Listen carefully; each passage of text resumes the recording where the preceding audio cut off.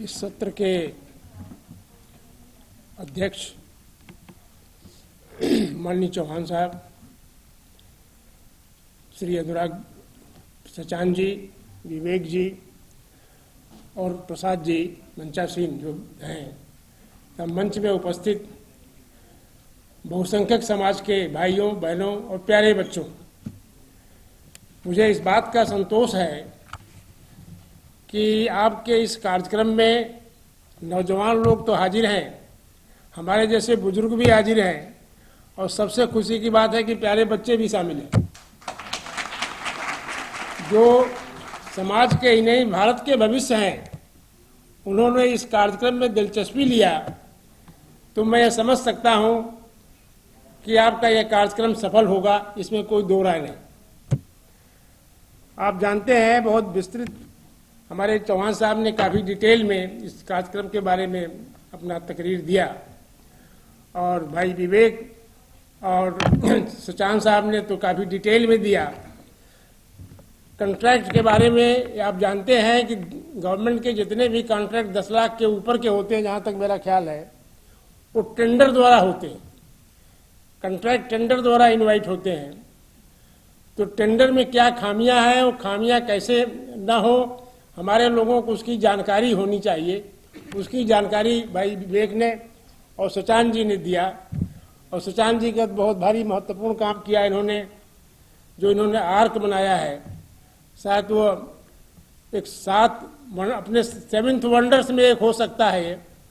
अगर वो उस पर प्रधानमंत्री जी हो सकता बोलें 15 अगस्त को, ये बड़े गौरव की बात है। उसमें हमारे किसी आदमी का हाथ है, सचान जैसे व्यक्ति का।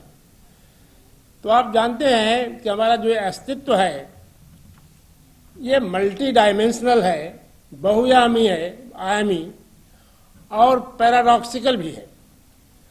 पैराडॉक्सिकल इन द सेंस कि यहाँ पर दिन भी है और रात भी है, सूरज भी है और अंधेरा भी है, चांद भी है, सुख भी है, दुख भी है।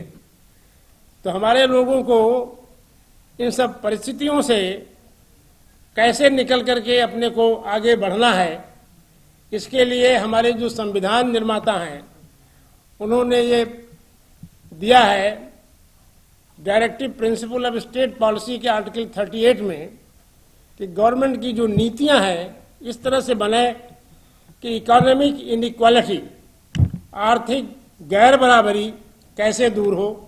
उसमें एक माध्यम ये कॉन्ट्रैक्ट का भी है।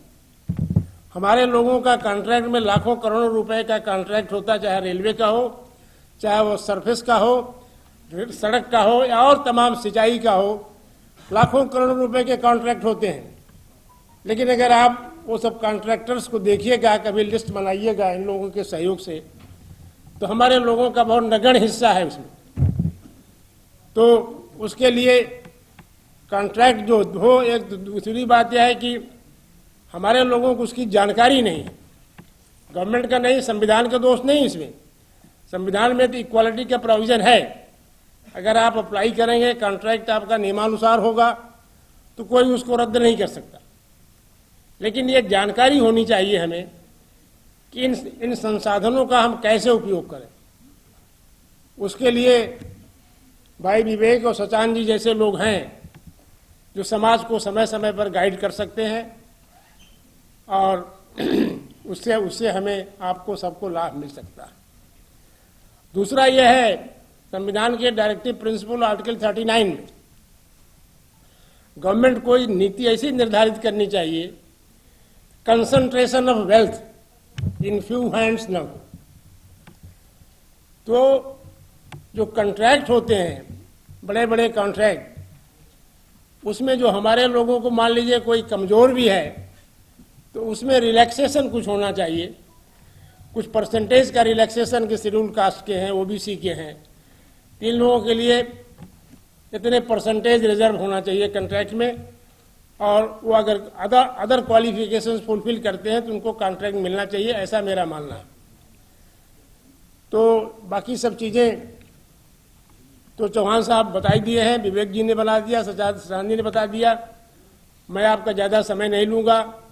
मैं आपके इस ऑर्गेनाइजर्स का, खास करके अजय विक्रम सिंह जी का बहुत आभारी हूँ, मुझे यहाँ आने का मौका दिया। यह दूसरी बार है मैं आपके इस कार्यक्रम में हाजिर हो रहा हूँ। पहले एक कार्यक्रम और हुआ था, उसमें भी मैं आया था। तो आज तो काफ़ी देर से आए हम। पहले सेशन का लाभ नहीं मिला हमें, लेकिन दूसरे अंतिम सेशन का लाभ मिला और बहुत ही अच्छे विचार सुनने के मौका मिले हमें। इन सब चीज़ों के लिए मैं धन्यवाद देता हूँ आप सबको। आपने हमारी बात सुनी। धन्यवाद। जय हिंद, जय भारत।